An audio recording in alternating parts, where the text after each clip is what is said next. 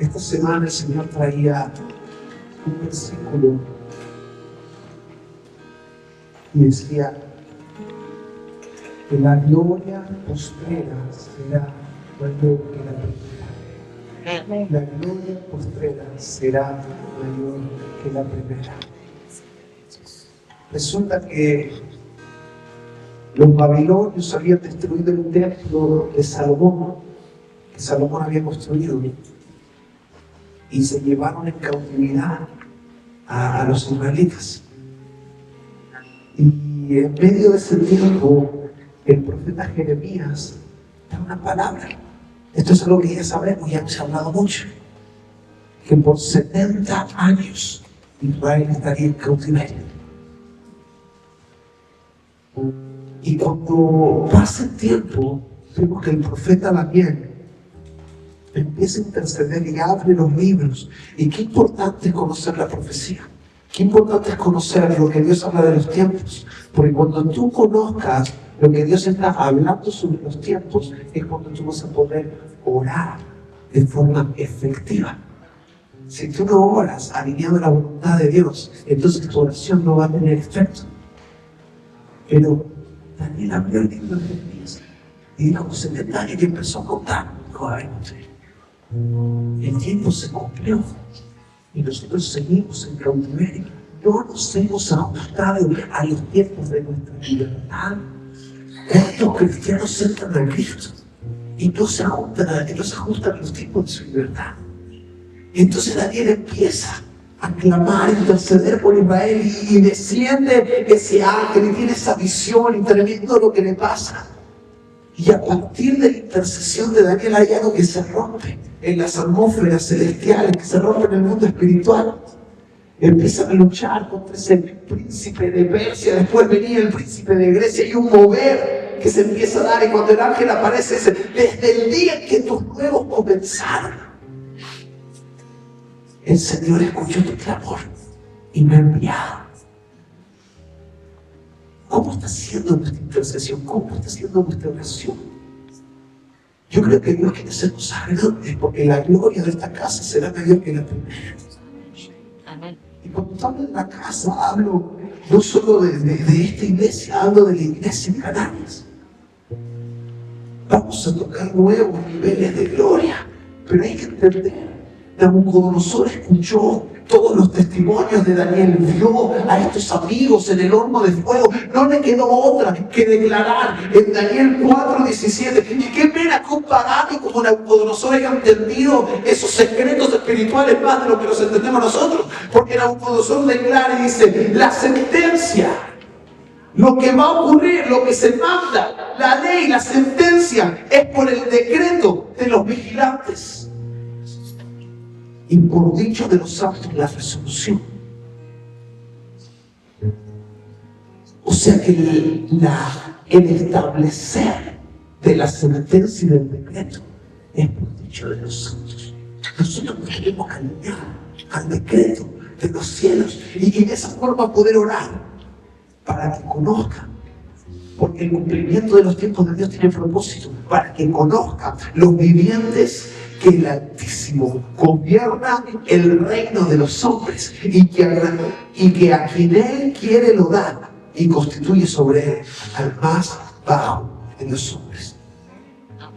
La oración y la intercesión debe estar sujeta a los tiempos de Dios. Y si nosotros entramos en esa dimensión espiritual y en esa madurez, nosotros vamos a poder empezar a cambiar ambientes, vamos a poder empezar a cambiar lo que nuestros ojos ven. La naturaleza, porque la realidad espiritual es más fuerte y más real que la realidad humana y la realidad natural que vemos. Por eso es vital conocer los tiempos. Entonces viene la palabra de Dios sobre un chico gobernante que se llamaba Zorobabel y tenía un equipo y había un escriba, un sacerdote que se llamaba Esdras.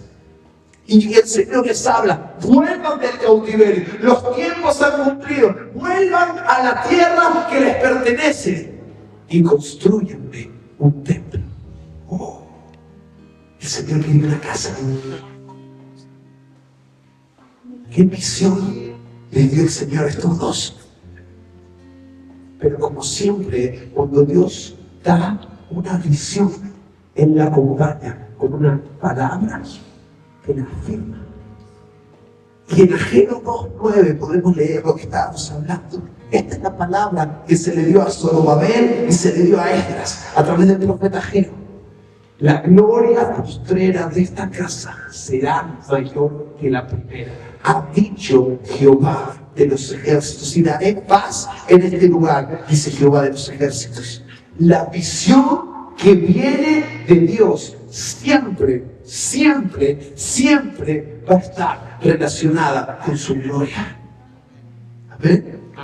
Toda visión que Dios da va a manifestar la gloria de Dios y hará que los que trabajen en la visión le den gloria a Él. Nos alinea al mover de la gloria de Dios. Entonces la visión, con M, visión era construir el templo, pero la visión, el propósito, la meta era darle un lugar de reposo a Dios, un lugar donde habitar en la tierra. Y es tremendo descubrir que hoy nosotros somos ese templo, que a través de la obra de Jesús Él hizo de nosotros un lugar donde puede habitar. Primera de Corintios 6:19 dice: ¿o ignoráis que vuestro cuerpo es templo del Espíritu Santo, el cual está en vosotros, el cual tenéis de Dios, y que no sois vuestros? Vemos como nuevamente la visión de la restauración de la humanidad es la misma. Era diferente pacto, el Señor tenía que hacer una operación diferente. Antes había que hacerle una casa para que metan el arco, para que Él pueda habitar en un lugar y ellos puedan entrar a su presencia. Pero hoy somos nosotros. Hoy el Espíritu habita en nosotros. Yo quiero hablarte de algo que aprendí sobre el bautismo de Jesús. Es algo que ya hemos hablado en nuestros estudios, pero me gustaría hacer un poco de hincapié en esto, porque a mí siempre me contaron que Jesús se bautizó para dar ejemplo, porque Jesús era santo. Jesús ya nunca había pecado, Jesús no necesitaba bautizarse, iba para el cielo. Pero el Señor me ayudó a entender algo, y lo aprendimos con Timea en el viaje ese que hicimos a Israel. El Señor nos trajo muchas cosas, y el Señor nos mostraba cómo la palabra habla en Josué 3:15 y 16, cuando ellos tienen que entrar a la tierra prometida y tenían que cruzar el Jordán. Dicen: cuando los que llevaban el arca entraron en el Jordán, y los pies de los sacerdotes que llevaban el arca fueron mojados a la orilla del agua. Esta palabra mojados es la misma que eso se puede bautizar. Y los pies fueron bautizados en la orilla del agua. Dice el versículo 16 que las aguas que venían de arriba se detuvieron como en un montón bien lejos de la ciudad de Adán, que está al lado de Zaretán, y las que descendían al mar del Arabá, al mar salado, se acabaron y fueron divididas, y el pueblo pasó en dirección de Jericó. Ustedes saben que el río del Jordán es larguísimo, pero termina en el Mar Muerto. ¿Conocen el Mar Muerto? Es el mar más salado del mundo. Y nosotros fuimos a nadar allá. Claro, si me voy para allá tengo que probarlo, ¿no? Y nos daban consejos y nos decían: cuando nades, nada hacia atrás, porque si tú vas hacia adelante y te inclinas, la sal va a levantar el resto de tu cuerpo, la cabeza se ve para abajo, y como te mojas los ojos con el agua salada. Así que nosotros estamos nadando por atrás, y cuidado de no golpear a la gente. ¿Por qué el mar muerto es salado? Porque el Jordán va arrastrando toda la suciedad y todos los minerales. Pero hay algo curioso, y es que leíamos en el versículo que atrás en el Jordán hay una ciudad que se llama la ciudad de Adán. Y cuando ellos bautizan los pies en el agua, el mar se detiene la corriente ya no llega al mar muerto. Y entonces ellos pueden cruzar a la tierra prometida, donde cargaban el arca con ellos. Cuando Jesús se bautiza, lo hace en el mismo punto del Jordán en que esto ocurrió. Y Jesús está diciendo: yo soy el arca. Que cuando los sacerdotes fueron bautizados, soy ese arca, esa presencia que con el poder de Dios detuvo el agua sucia que venía desde Adán, detuvo el pecado que venía desde Adán, que llevaba a la muerte, al mar muerto, y permite entrar a la tierra prometida. Y esto es algo tremendo. A mí me cambió la perspectiva. Pero en el bautismo de Jesús pasa algo más. Dice que en ese momento desciende el Espíritu Santo con forma de paloma. Y desciende. Mateo 3:16. Y Jesús, después que fue bautizado, subió luego del agua. Y aquí que los cielos le fueron abiertos. Y vio al Espíritu de Dios que descendía como paloma y venía sobre él. Pero ¿por qué el Espíritu Santo iba a descender como paloma? La palabra dice en Génesis 1. En el principio creó Dios los cielos y la tierra estaba desordenada y vacía, las tinieblas estaban sobre la faz del abismo, y el Espíritu de Dios se movía sobre la faz de la tierra. Esta palabra se movía, es rakaf, y significa empollar, como una gallina con los huevos, porque nos cuidan como las aves. Y tiene que ver con la tranquilidad en el vuelo. Cuando el Espíritu se movía sobre las aguas, y la palabra usa una palabra que se usa para el vuelo tranquilo de las aves. ¿Y qué otra ave, qué otra paloma nosotros vemos en el Antiguo Testamento? ¿Se acuerdan de otra historia que tiene una paloma? Noé. ¿Qué hizo Noé? Cuando quería descubrir si ya había tierra que no se fuera cubierta por el agua, Noé sacó la paloma y la envió. Por fin cumplí mi sueño de poder reposar en la tierra. Por fin cumplí mi sueño de poder vivir en ellos, de poder llenarlos. Y Jesús fue el primero de muchos. Jesús nos dio entrada a esa experiencia viva con el Espíritu de Dios. Hoy quiero decirte con todo el amor del mundo que tú eres el sueño de Dios. Que el sueño de Dios es habitar en tu interior. Que el sueño de Dios es llenar tu vida. Que el sueño de Dios es darte plenitud. Que el sueño de Dios es que no conozcas. Que el sueño de Dios es que tú seas morada de su misma persona. El sueño de Dios siempre fue reposar en su creación. Entonces, si nosotros entendemos esto, vamos a ver la historia de Zorobabel, la historia de Esdras de una manera diferente. Porque ese templo que Zorobabel tenía que contar no era solo un lugar de adoración para los judíos, no era solo un lugar para que ellos pudieran pedir perdón. Ese templo era el lugar para que Dios se relacionara con ellos, para que Dios descienda y se manifieste a ellos. Y déjame decirte que todo lo que Dios hace tiene su ADN.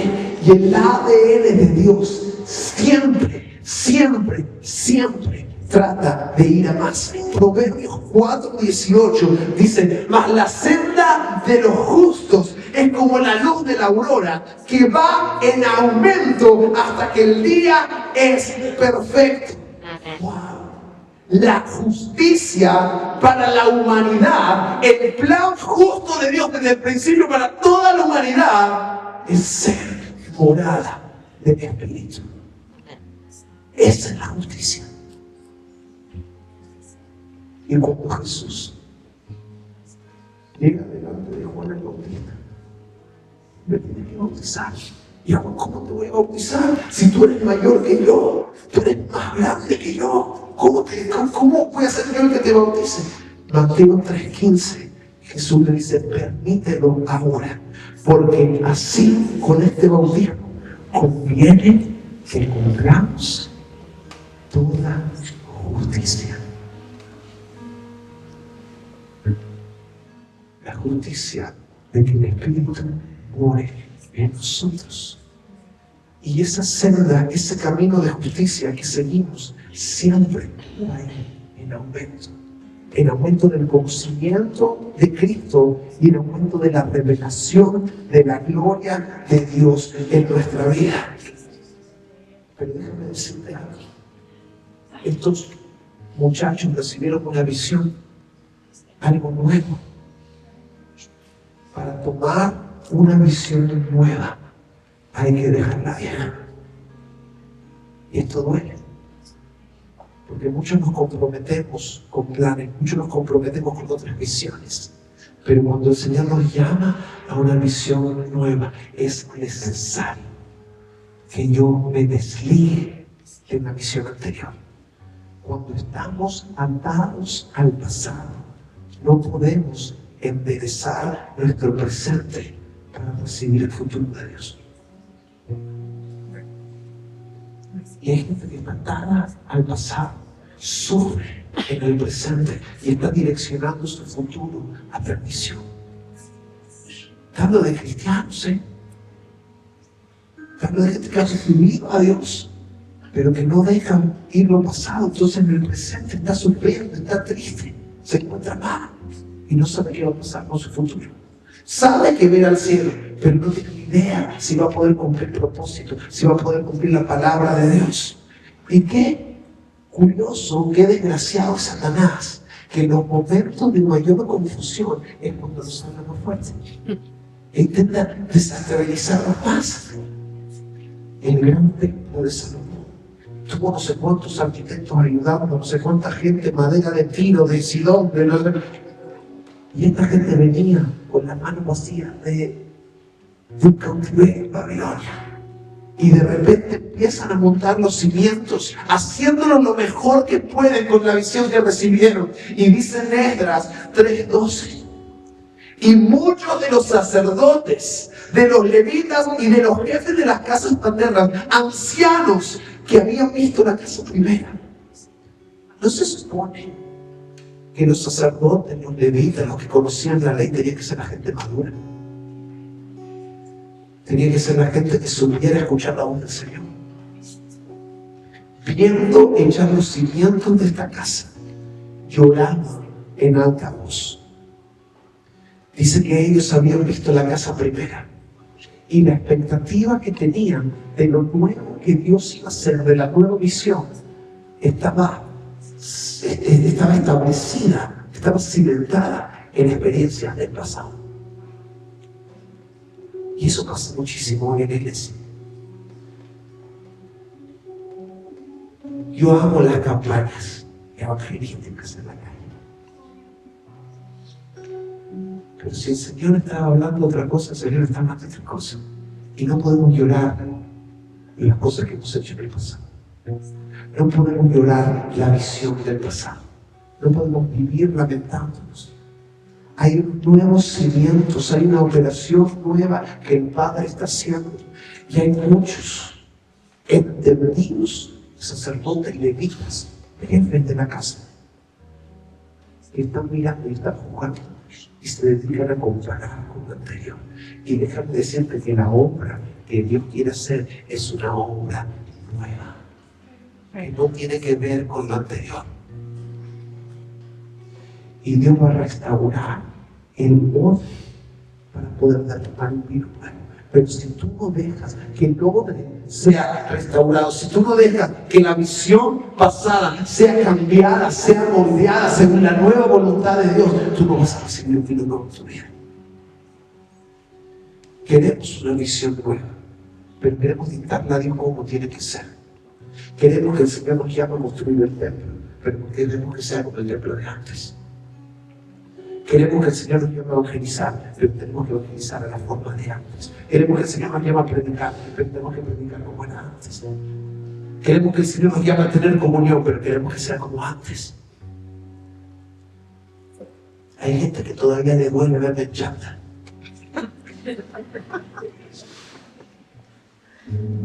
Está anhelando una gente que use corbata.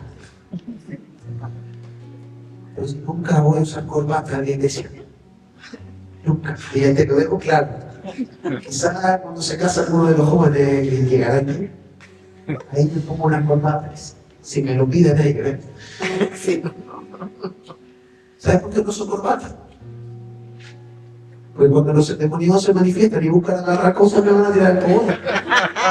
¿Es verdad? Hay que ser práctico. ¿Cuántos anhelamos cosas del pasado? Cuando Dios está mirando para adelante, el pasado queda atrás. El templo de Salomón era hermoso. El templo que construyó Zorobabel y Esdras, bonito, también fue destruido. El tercer templo, estoy seguro que va a ser hermoso también. Arquitectónicamente va a ser divino. Pero nosotros no necesitamos un templo más. Nosotros somos el templo. Nosotros somos el templo. Y la visión de lo que Dios nos está llamando a construir está demandando que nos desliguemos de planos de visiones antiguas, de maneras, de costumbres, de visiones antiguas. Nosotros no podemos amar más la obra de Dios que a Dios.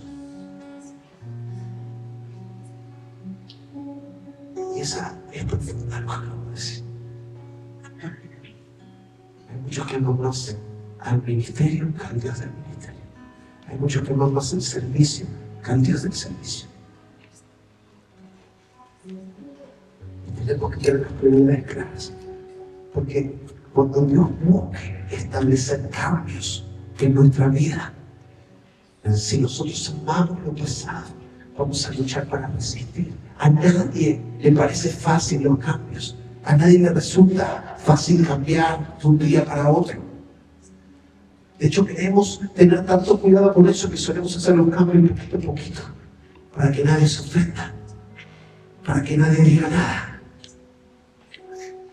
Pero si la gloria va a ser mayor que la anterior, las circunstancias van a ser diferentes. Si la vida del Espíritu va a hacer cosas diferentes, las personas van a ser otras, las estrategias van a ser otras. Esta Canaria no es la Canaria de hace 10 años.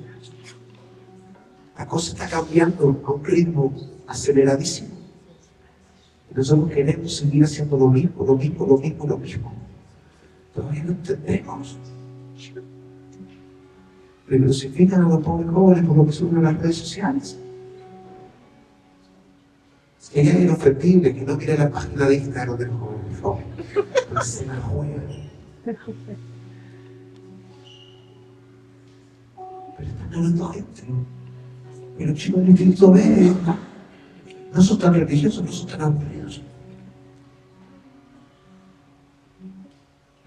Al final, yo creo que las cuestiones de fe van a demandar que arriesguemos.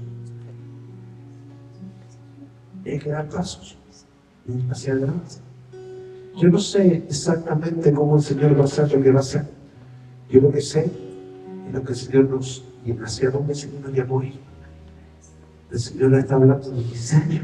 El Señor está hablando de una casa tabernáculo de adoración. Y si el Señor te trajo para que formes parte de este lugar, para que formes parte de esta casa, y te mostró que aquí es donde me tienen que establecer, entonces es necesario sombrar cosas anteriores para abrazar la visión que Dios nos está entregando. Amén. En el momento en que decimos sí, nosotros nos comprometemos a darlo todo para cumplir los sueños de Dios en la tierra. Y si tú eres morada del Espíritu, deja que fluya. hace falta que compliquemos las cosas. Simplemente estate atento en tu día a día. Abre tu corazón y deja que Él salga. Que Él sea el que hable con la gente que te cruzas. Que Él sea el que traiga palabras. Que Él sea el que enseñará. Que Él sea el que dé libertad a la gente que te rodea. Porque una palabra de Dios puede desatar la mayor atadura. Y ella nos estaba contando, mi amiga y amiga, un montón de problemas que estaba teniendo. Y estaba preocupada por cosas, sueños raros que estaba teniendo. Y yo creo que no era tan espiritual lo que estaba viviendo, pero ella estaba tan preocupada por lo que la gente que la rodeaba podía pensar. Y el Señor me dijo, mira, no le milites liberación, no le hagas la renuncia, no. Dile que lo está haciendo bien, que estás orgulloso. Yo la miré, le dije, estoy orgulloso de ti. La muchacha se rompió a llorar. Y hubo algo que se quedó así. Somos templo del Espíritu. Y si el Espíritu vive en nosotros, tenemos que dejarle que hable a través de nosotros, que vive a través de nosotros, que toque los corazones de los necesitados a través de nosotros. Porque se trata de Él. Es un sacrificio vivo, santo, agradable. Tenemos que entregarlo como un sacrificio. Eso significa que mis intereses tienen que morir, mis planes tienen que morir, mis actitudes tienen que morir, mis sueños muchas veces el Señor los va a llamar a muerte. Pero qué hermoso es, porque la senda del justo va en aumento como la luz de la aurora. Y si el Señor nos llama a darle muerte a algo, es porque en su mano hay algo mucho mayor que nos quiere entregar. Y Él nos lo entregará. Y Él nos lo entregará. Yo lo creo. Yo lo creo.